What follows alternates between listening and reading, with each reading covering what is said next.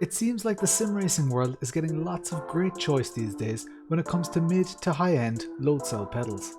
With that in mind, it can be extremely difficult to differentiate yourself in a relatively crowded market. These pedals look impressive on paper and their 200 kg load cell definitely grabs people's attention. I've been using the Meca Cup1 pedals for the past few weeks in all of my league races and practice, and today I'm delighted to share my thoughts with you. I'm Lawrence, welcome to the channel.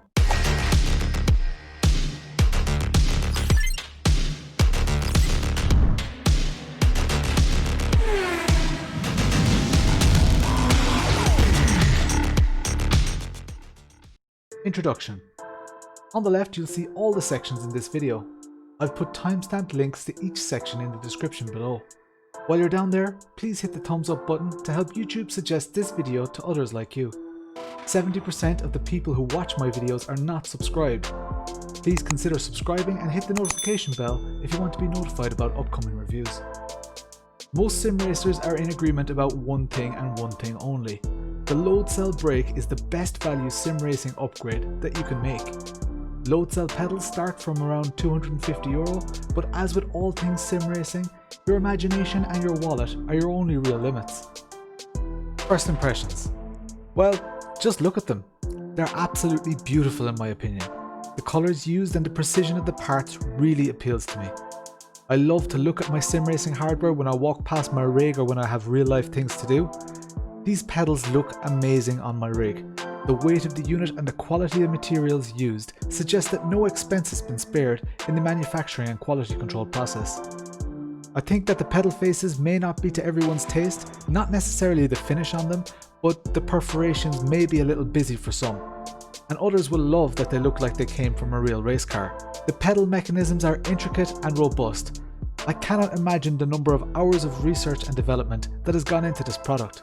The way the cables from the pedals all gather into the Leo Bodnar control unit, which stands proud on a dedicated pedestal behind the pedals, is very clever and makes these pedals instantly identifiable. They've taken the problem of hiding the electronics and made it a centerpiece on an already visually impressive piece of equipment. Build quality. It's quite evident that the finish and materials used are top quality. From the metal connectors to the finish on the 3mm thick laser cut bead blasted pedals. From the 8mm thick base plate to the 200 kg load cell, this pedal set oozes quality. The swivel and sliding bearings are made from bronze using technologies found in real automotive industries. All three pedals rely on load cell, and it uses a Leo Bodnar 16-bit load cell interface to translate as much clarity as possible from your foot to your sim title. The overall design seems to cater well for all possible uses and applications. There's great adjustability in all of the pedals themselves, and the base plate is really nice. I never actually imagined I'd get so excited over a base plate. It's seriously heavy, very simple, and just beautifully finished. It takes all the worries of flex out of the equation. When I used the pedals first, I did notice that the brake pedal face had not been secured properly and was coming loose. This was quite funny on my live stream, but a little bit embarrassing. I had to tighten it myself, and since hand tightening it, I've had no issues at all.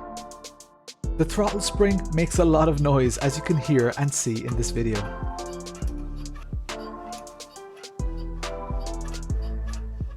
Again, it's a simple case of applying some lubricant to the spring, and I think that this problem can be solved without having to actually spray grease in the first place. I'd like if they addressed this issue. Price. At €770 or $880, these pedals are not within the budget of every sim racer. They're firmly within the range of the Housingfeld Sprints, which I reviewed a couple of months ago. I'll do a head-to-head comparison of these two in a future video. The pedals are manufactured in Europe, Czech Republic to be exact. From my communication with them, their English is absolutely perfect and they were a real pleasure to communicate with. The materials they've used and the amount of work gone into these pedals makes this overall package extremely good value, and I'd highly recommend them to anyone who can afford them. Installation. Hardware. Building these pedals was quite pleasant. Each pedal came pre-assembled, which I was very grateful for. It was simply a case of bolting everything together. The pedals themselves mount to the base plate with these guided bolts which slot into the horizontal grooves in the base plate. That means that when you want to adjust your pedals, you don't need to touch the underside of the base plate. This is especially useful when dialing in your pedal setup for the first time. The electronics, rather than being hidden away, are presented on a pedestal at the rear of the product. The Leo Bodnar wizardry lives inside a 3D printed housing which is clearly labelled and exposes 4 ports, one for each pedal and a USB-B port for PC connectivity. I really like how they've taken something which is often an afterthought and mounted it so elegantly. Again, they're showing that real effort has gone into the design and the use of this product. They seem to have opted for a fairly standard pattern, as my Cimatec K2 rig, which was designed long before these pedals, allowed the base plate to be mated to it perfectly. The bolts are massive M8 bolts and they're countersunk into the base plate, which gives a really nice finish. The ability to slide the pedals backwards and forwards on the base plate was a lifesaver here, as it meant that I didn't have to bend over backwards to get the right pedal position. It also allowed me to experiment with different pedal positions for heel toe and 2-pedal applications. Installation, software. Meca does not provide any software with this unit. It does work out of the box but requires some calibration. You need to first calibrate it in Windows. This works fine and the pedals work as expected, however, they do register constant input. This was a pain when trying to, for example, assign a control in a game. The constant phantom pedal presses were blocking me from assigning the control that I actually wanted to assign. However, this can be solved using DI view, which is commonly used by hardware like this, especially in DIY applications. This software allows you to do a lot, but it was horrible to use. Even the instructions from Meca themselves containing wording like subtract the min number from the max number, divide the answer by 2, then add the min number, this is your center calibration number. I just want to set dead zone on my pedals, this shouldn't be this complicated. I found this very off-putting. It's manageable and you only need to do it once, but it's a lousy experience for a consumer product and I expect more. Pedals, clutch. The clutch has an intricate mechanism which simulates a bite point just like a real car.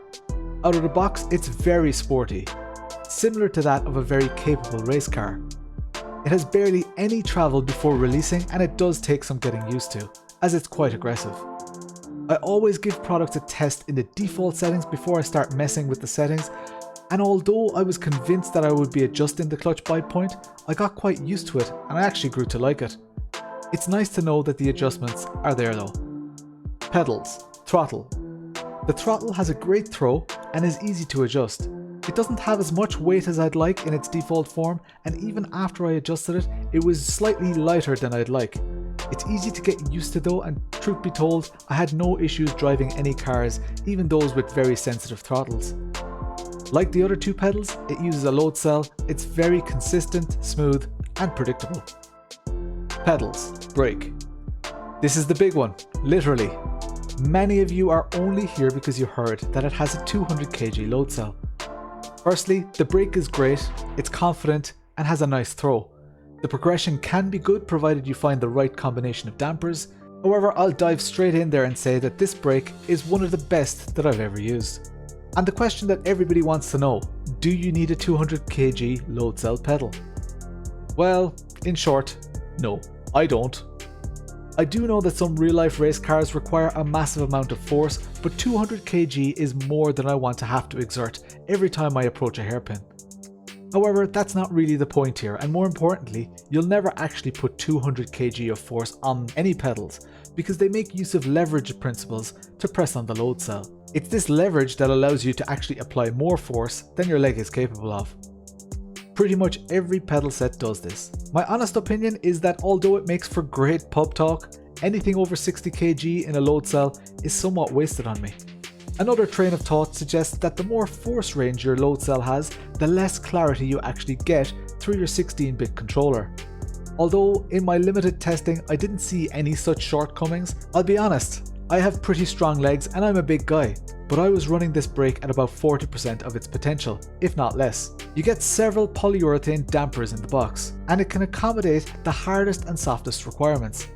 Black is softest, orange is hardest, and blue sits bang in the middle. Adjusting the brake is very simple and it takes about 2 minutes to do. Simply loosen the bolt at the back of the brake until the pedal upright becomes free. Then you're free to slot on and off whichever strengths you want. I must say that although most of the footage in this video shows the poly dampers in a certain configuration, I simply had that set up in order to take my footage. The setup that I liked most was this progressive setup of black, blue, orange, with black, the softest, being closest to my foot. The brake comes with a spare brake pedal face. I didn't really feel the need to use it. It's covered in a kind of a grippy material, doesn't match the other pedals. I think it's more suited to a 2-pedal setup, and all in all, I couldn't see myself actually ever using it. Final thought. In summary, I really like this pedal set. It's actually one of the most well-rounded pedal sets that I've ever used. It's not cheap, but those who spend this type of money on pedals never regret it. They look amazing and perform incredibly well once set up. It surprised me that the software setup was more difficult than the hardware setup. I had a loose pedal face and a squeaky throttle spring, as I mentioned earlier, but these things are all relatively minor issues. The confidence that this setup gave me on the brakes from my very first lap with them was fantastic. So, you don't need a 200 kg load cell. I also don't need a 300 horsepower car, but it's fun to say that I have it. However, I use more of my 300 horsepower in my car than I do the 200 kg in this load cell pedal set. I invite those with more expertise than I have to comment on the size of the load cell, but for me, it seems like a little bit of a waste. I don't want this to detract from this amazing product though. It surprises me that a small company in Czech Republic can produce something with such a world-class finish. This product is on par with the big companies in many ways. The hardware is extremely user-friendly, but the software is lacking. I'm sad that I need to send these back, so much so that I'm considering buying them. I'd love to hear your impressions in the comments below. Thank you all so much for watching and subscribing. I'm Lawrence, and I'll chat to you later.